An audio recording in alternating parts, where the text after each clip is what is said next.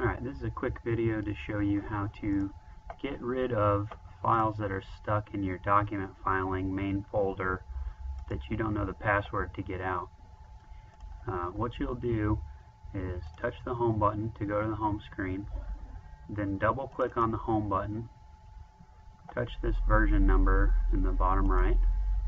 and then you'll touch #*C*, and then you'll touch 6.2 and then the mono button, and then number 11 is document filing clear, so you touch number 11, touch execute, then touch yes,